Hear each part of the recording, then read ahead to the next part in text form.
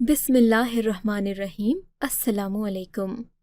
उन दिनों मेरी उम्र बहुत कम थी जब मैंने अपनी सबसे बड़ी बहन की शादी की खबर सुनी थी।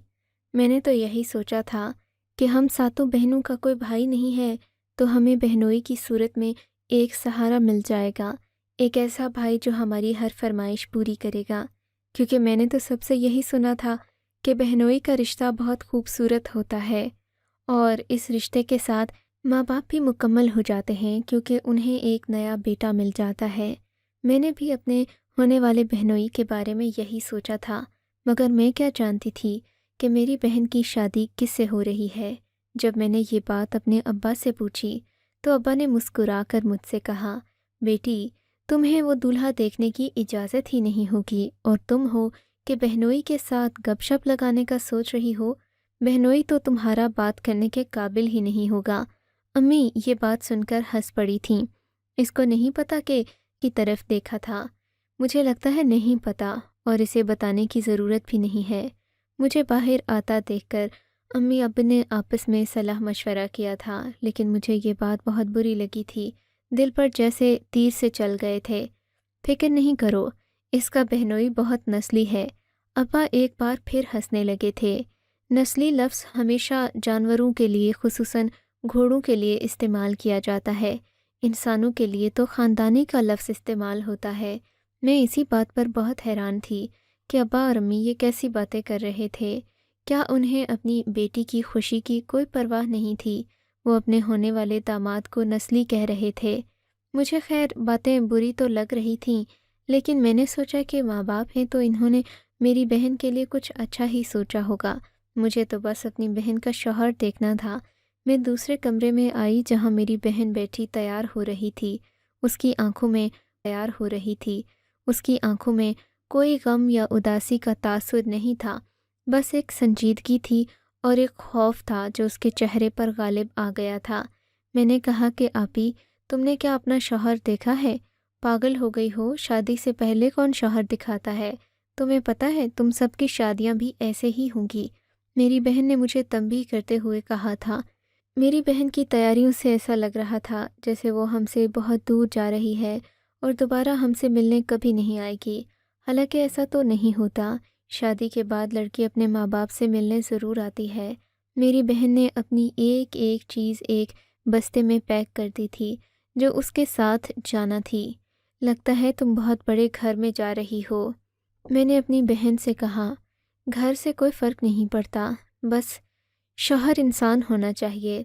वो अजीब सी मुस्कुराहट के साथ मुझे देखने लगी। तो क्या अब्बा तुम्हारी शादी किसी बंदर से कर रहे हैं?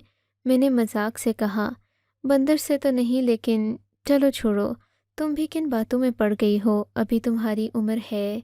खुदा करे कि बातें तुम तक आते आते बदल जाएं। अल्लाह करे कि जब तुम्हारी शादी हो तो ये रस्म बदल चुकी हो और तुम्हारी ज़िंदगी, तुम्हारे ख्वाब मेरी तरह तबाह न हों। मेरी बहन की बात सुनकर मैं डर गई थी। मेरी बहन के ऐसे कौन से अरमान थे जो तबाह हो रहे थे? खुदा जाने वो ऐसी क्यों बातें कर रही थी। लेकिन वो परेशान या रो नहीं रही थी, अलबत्ता डरी हुई ज़रूर थी। मैं अपनी बहन से बातें कर रही थी कि कमरे का दरवाज़ा खुला। अम्मा, अब्बा, फुप्पो कमरे में दाखिल हुए। फुप्पो ने जो मुझे देखा तो रोने लगीं। उन्होंने रोते रोते मुझे गले लगा लिया और अब्बा की तरफ देखकर बोली, मुज़फ़्फ़र, तुम बहुत ही ज़्यादा ज़ालिम इंसान हो। अपनी ज़िद में कहाँ तक चले गए? तुम इतने नीच हो सकते हो? मैं अपने बेटे से करूँगी। ज़िंदगी में अगर तुमने कभी इसके ऊपर हाथ उठाया या इसे कहीं ब्याहने की कोशिश की तो मुझसे बुरा कोई नहीं हो जाएगा मुज़फ़्फ़र। मैं तुमसे खफा हो जाऊँगी, कभी बात नहीं करूँगी, तुम्हें अपनी शक्ल नहीं दिखाऊँगी। ये बात सुनकर अब्बा ने सर झुका लिया। बस मैं क्या कर सकता हूँ, आपको तो पता है कि मेरी मजबूरी है। मैं अगर किसी इंसान से इसकी शादी करता तो मेरे लिए बहुत बड़ा मसला पैदा हो जाना था। अब्बा ने सर झुका लिया। अब्बा, आप बहन की शादी क्या इंसान से नहीं कर रहे? मेरी बात सुनना थी कि फूफो ने फिर से रोते हुए मुझे गले लगा लिया। कितनी भोली और मासूम है मेरी बच्ची, इसे ये ही नहीं पता कि शादी में क्या होता है। बेचारी मेरी प्यारी भांजी। फूफो बार बार मुझे गले से लगाकर रोती। अब तो मुझे भी खुद पर तरस आने लगा था। ایسی بھی کیا بات تھی کہ پھپھو بار بار ایسا رویہ رکھ رہی تھیں اور مجھ سے ایسا رویہ رکھ رہی تھیں اور مجھ سے ایسے بولتیں جیسے کہ کل کو مجھے ذبح کر دیا جائے گا، میری بھی قربانی ہو جائے گی۔ میں پھپھو کی باتوں پر پریشان بھی تھی اور ان کی ہمدردی مجھے اچھی بھی لگ رہی تھی۔ میں نے سوچا کہ بہن کی رخصتی کے وقت میں اس کے شوہر سے ضرور ملوں گی، لیکن حیرت تو یہ تھی کہ ہمارے گھر میں نہ ہی کوئی بارات آئی تھی، نہ میری بہن کے ساس سسر آئے تھے اور نہ کوئی اور رشتہ دار دیکھنے کو مل رہا تھا۔ بس ہر طرف مردوں کا ہی ایک ہجوم تھا جسے شاید کھانا کھلایا جانا تھا۔ ابا نے پھپھو سے کہا کہ اپنے بیٹے سے بولو سب کے لیے کھانا کھلوا دے، تب تک میں اپنی بیٹی کو باہر لے جاؤں۔ بچے اپنے سر کے اوپر چادر کر لو، ابو نے بڑے دل کے ساتھ کہا تھا۔ میں نے اس وقت اپنے ابا کی آنکھوں میں نمی دیکھی تھی۔ ابا بھی بہت پریشان لگ رہے تھے۔ اب تو اماں کی بھی آنکھوں میں آنسو چھلکنے لگے تھے۔ بیٹی تم یاد رکھنا، بیٹی تم یاد رکھنا، تمہارے باپ نے تمہارے لیے غلط نہیں سوچا، کبھی اپنے باپ کا مان ختم نہیں ہونے دینا۔ بس جیسے بھی زندگی گزرے اب تم گزار لینا اور مضبوط رہنا بیٹی۔ انسان جانوروں سے زیادہ مضبوط، فرشتوں سے زیادہ پاک ہے۔ اگر انسان اپنی اصل حالت میں رہے تو ابا بار بار جانور جانور کیوں کر رہے ہیں؟ میں نے دل میں سوچا کیا ابا کسی گھوڑے سے میری آپا کی شادی کر رہے ہیں؟ میں نے دل میں سوچا اور پھر اس خیال کو جھٹک دیا، یہ سوچ کر کہ ایسا تو کبھی ممکن ہی نہیں ہو سکتا۔ میری زندگی میں تو میں نے کبھی ایسی شادی نہیں دیکھی تھی۔ میں باہر آئی تو ایک گاڑی میں میری بہن کو بٹھایا جا چکا تھا۔ امی میری بہن کا دولہا کہاں ہے؟ میں نے ان سے پوچھا تو انہوں نے آنسو پونچھتے ہوئے کہا تمہاری بہن کا دولہا نہیں ہے تو پھر اس کی شادی کس کے ساتھ ہوئی اماں؟ جب تیری شادی ہوگی تو دیکھ لینا کہ کس سے ہوتی ہیں یہاں شادیاں۔ اماں کا اترا ہوا چہرہ مجھے پریشان کر رہا تھا، مگر میرے پاس اس سوال کا نہ ہی کوئی جواب تھا، نہ میں سوچ سکتی تھی کہ میری بہن کی شادی کس سے ہوئی ہوگی۔ لیکن دوسری بہن کی شادی پر میں نے ضد اٹھا لی کہ میں اپنی بہن کی شادی میں دولہے کو ضرور دیکھوں گی۔ میں نے سوچ لیا تھا کہ اب اس بار ایسا نہیں ہونے دوں گی کہ میری بہن اس گھر سے رخصت ہو جائے اور میں اس کا دولہا بھی نہ دیکھوں۔ چلو وہ اپنی شادی سے پہلے اپنے دولہے کو نہیں دیکھ سکتی، پر میں تو دیکھ سکتی ہوں، مجھ پر تو کوئی پابندی نہیں، میں نے دل میں سوچا۔ پھر جب میری دوسری بہن کی شادی کی تیاریاں شروع ہوئیں تو میں نے ابا کو پہلے ہی بتا دیا کہ ابا اس بار میں دولہا دیکھے بغیر نہیں رہوں گی، مجھے اپنی دوسری بہن کا شوہر تو دیکھنے دیجیے۔ آخر میں نے پہلی بہن کو بھی نہیں دیکھا، بس اسے دلہن بنے دیکھا، پھر آپ نے مجھے کہیں جانے ہی نہیں دیا۔ اب وہ کہاں ہے؟ میں اس کے گھر جانا چاہتی ہوں۔ ہم نے تو کوئی رشتی تو وہ خاموش ہو جاتے تھے، شاید وہ مجھے ان سب باتوں کا جواب نہیں دینا چاہتے تھے۔ کچھ دن ہی گزرے تھے کہ میری بڑی بہن کی شادی بھی سر پر آ گئی۔ ہم سب لوگوں نے نئے کپڑے بنوائے تھے، مگر ابا کے کپڑے وہی پرانے تھے، کیونکہ ابا بہت زیادہ پریشان تھے۔ میں جب بھی دیکھتی وہ کسی بات میں کھوئے رہتے تھے۔ دن رات اسی طرح گزرنے لگے، یہاں تک کہ میری دوسرے نمبر والی بہن کی رخصتی کی باری آ گئی تھی۔ اس بار بھی گھر میں کوئی نہیں تھا سوائے مردوں کے، ہمارے رشتہ داروں میں سے صرف عورتیں ہی آئی تھیں۔ میں نے دیکھا ایک عورت اماں کو بڑے کچھ غور سے سمجھا رہی تھی۔ میں ان کے قریب جا کر ان کی باتیں سننے لگی تو وہ اماں سے کہہ رہی تھیں اگر مظفر وقت پر ایک بات مان لیتا تو آج اسے 7 بیٹیوں کی شادیاں ایسے نہ کرنا پڑتیں، لیکن اب تم دیکھ لو تمہاری آخری بیٹی کی باری بھی جلد آنے والی ہے، جلد آنے والی ہے۔ ابھی بھی موقع اور وقت ہے تم لوگوں کے پاس کہ تم لوگ سدھر جاؤ، ورنہ ساری زندگی یہی سب کرتے گزر جائے گی، اور پھر تم دیکھ لینا کہ تم اس کے بعد بھی اگر خوش رہی تو میرا نام بھی زرین نہیں۔ میں نے دیکھا یہ عورت اجنبی لگ رہی تھی، اس کے چہرے پر بہت سارا میک اپ تھا اور زیور بھی پہنا ہوا تھا، وہ اس خاندان کی بھی نہیں معلوم ہوتی تھی۔ میں نے دیکھا وہ بڑے غور سے مجھے دیکھ رہی تھی۔ یہ تمہاری سب سے چھوٹی بیٹی ہے نا؟ اماں نے اس عورت کو میری طرف دیکھتا پایا تو مجھے ڈانٹ کر بولیں جا کے اندر کیوں نہیں بیٹھتی؟ میں نے تمہیں کتنی بار کہا ہے کہ باہر لوگوں کے سامنے نہ آیا کرو۔ اماں نے مجھے سختی سے وہاں سے جانے کا حکم دیا۔ میں اندر تو آ گئی، مگر سوچنے لگی کہ میری ماں مجھے لوگوں سے کیوں چھپا رہی ہے، کیا مجھ میں کوئی عیب ہے جو وہ لوگوں کے سامنے مجھے اپنی بیٹی نہیں کہہ سکتیں؟ میں یہی سب کچھ سوچ سوچ کر مجھے اپنی بیٹی نہیں کہہ سکتیں۔ میں یہی سب کچھ سوچ سوچ کر رو رہی تھی کہ کمرے کا دروازہ کھلا اور میری ایک چچا زاد بہن کمرے میں داخل ہوئی۔ اٹھو، تم یہاں بیٹھی رو رہی ہو، تمہاری بہن کی رخصتی ہونے جا رہی ہے۔ رخصتی؟ ابھی نکاح تو نہیں ہوا۔ تمہیں کیا لگتا ہے کہ تمہاری بہن کو نکاح کی ضرورت ہے؟ ہوش میں رہ کر باتیں کیا کرو۔ تمہاری بہن کی شادی کس سے ہو رہی ہے اور تم باتیں کر رہی ہو نکاح کی؟ لگتا ہے کہ تمہارا بھی اپنے باپ کی طرح دماغ چل گیا ہے۔ میری چچا زاد بہن نے میرے ابا کے بارے میں ایسی باتیں کیں تو میں بہت پریشان ہو گئی تھی۔ چھوٹے چھوٹے لوگ اٹھ کر میرے ابا پر باتیں کرنے لگے تھے، جبکہ میرے ابا بہت ہی شفیق اور مہربان قسم کی شخصیت تھے۔ اس دن میرے دل میں بہت غصہ بھر گیا تھا۔ مجھے اپنے ابا سے بھی نفرت ہو رہی تھی کہ وہ مجھے اپنی بہنوں کے شوہروں سے کیوں نہیں ملنے دیتے، بلکہ دولہا دیکھنے ہی نہیں دیتے۔ میں کمرے سے باہر آئی تو ہر کوئی مجھے روکنے کی کوشش کر رہا تھا۔ میں نے کہا مجھے کسی کام سے باہر جانا ہے۔ میں دیکھ چکی تھی کہ ہمارے گھر کی سبھی عورتیں اور باقی رشتہ دار عورتیں بھی 2 مخصوص کمروں میں بیٹھی تھیں۔ لگتا تھا جیسے کہ وہ خود کو قید میں سمجھ رہی ہیں۔ میں باہر آئی تو مردوں کا ایک ہجوم تھا۔ مجھے تھوڑی عقل آ گئی تھی۔ میں نے خود کے چہرے کو ڈھانپا اور اس طرح سے ڈھانپ لیا کہ میں ایک مرد کے جیسی دکھ رہی تھی۔ میں مردوں کے ہجوم میں اب بآسانی جا سکتی تھی۔ کم عمری اور قد کات کی وجہ سے کوئی مجھے زیادہ پہچان بھی نہیں سکتا تھا۔ میری جسامت ابھی لڑکیوں جیسی نہیں تھی، میں کم و بیش لڑکا ہی دکھتی تھی۔ میں نے خود کے چہرے کو بھی ڈھانپ رکھا تھا۔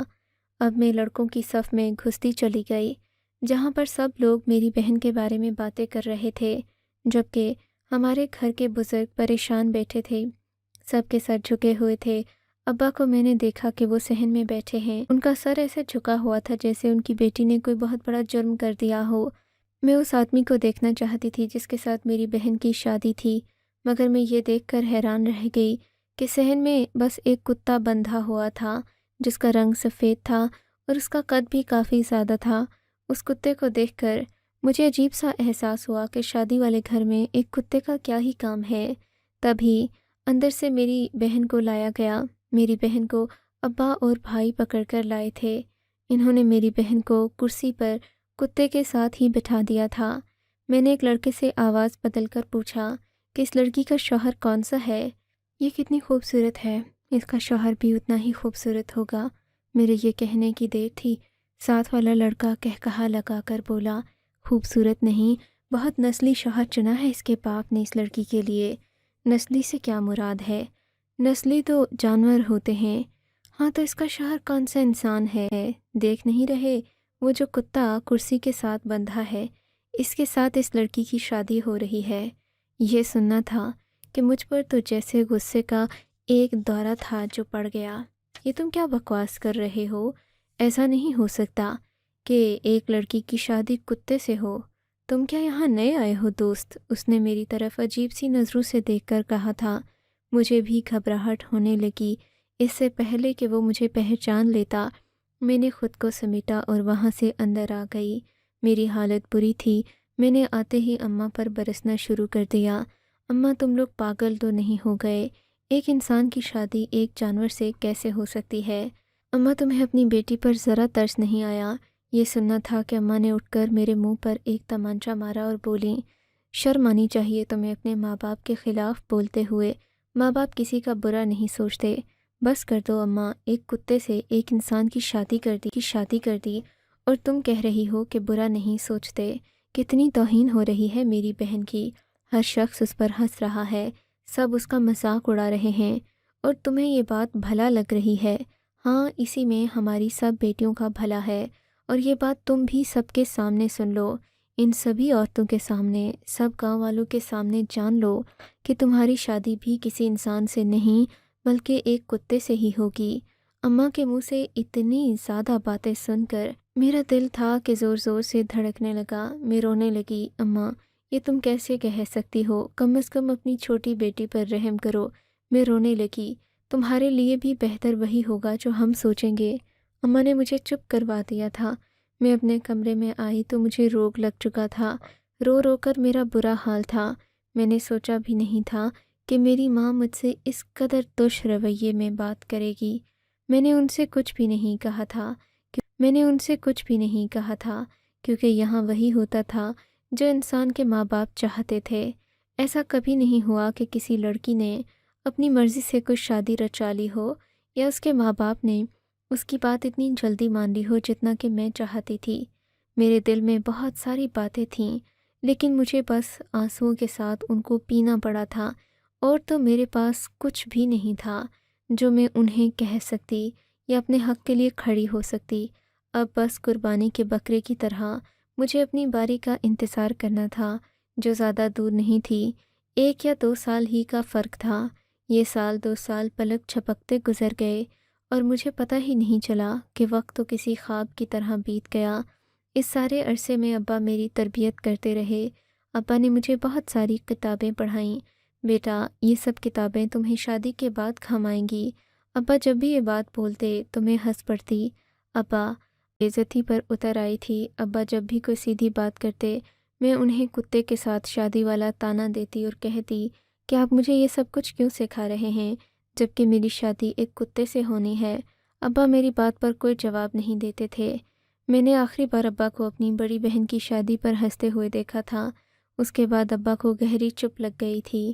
ایک دن میں نے چھپ کر ان کی باتیں سنی تو دونوں آپس میں یہی باتیں کر رہے تھے۔ مجھے ایسا لگتا تھا کہ یہ سب بہت آسان ہوگا۔ کتے کے ساتھ اپنی بیٹی کو سارے گاؤں کے سامنے بہانا اتنا مشکل ہوگا میں نے تو سوچا بھی نہیں تھا۔ لوگوں کی باتیں انسان کے ذہن پر ضرور اثر انداز ہوتی ہیں، بھلے وہ ان سے جتنا دور کیوں نہ بھاگتا رہے۔ یہ باتیں سن کر میرے دل کو ایک دھچکا سا لگا تھا۔ مجھے تو لگا تھا کہ ابا مجھے کتابیں پڑھائیں گے، مجھے ایک الگ زندگی دیں گے، لیکن ابا نے تو پھر سے وہی سب کچھ شروع کر دیا تھا۔ میری شادی کی کوششیں اور ان کوششوں کے ساتھ ساتھ مجھے یہ بھی کہنا کہ تمہاری شادی کسی انسان سے نہیں ہوگی، مجھے بہت پریشان کرتا تھا۔ لیکن میرا باپ تھا اور وہ میرے لیے قبلہ و کعبہ تھے۔ میں نے اپنی باقی بہنوں کو اپنے گھر میں آج تک نہیں دیکھا تھا۔ شادی کے بعد وہ یہاں سے ایسی گم ہوتیں کہ کسی کو پتہ ہی نہیں چلتا تھا، اور پھر گاؤں میں تو ان کا ذکر کرنا بھی لوگ چھوڑ دیتے تھے۔ لیکن اب میں آخری بیٹی تھی۔ اماں ابا اس لیے بھی پریشان تھے کہ میرے جانے کے بعد ان کا سہارا کوئی بھی نہیں بنے گا، وہ بس دنیا پوری میں اکیلے رہ جائیں گے۔ بیٹا تو کوئی تھا نہیں، ظاہر ہے بیٹیاں ہی تھیں، اور اب آخری بیٹی بھی بیاہی جا رہی تھی۔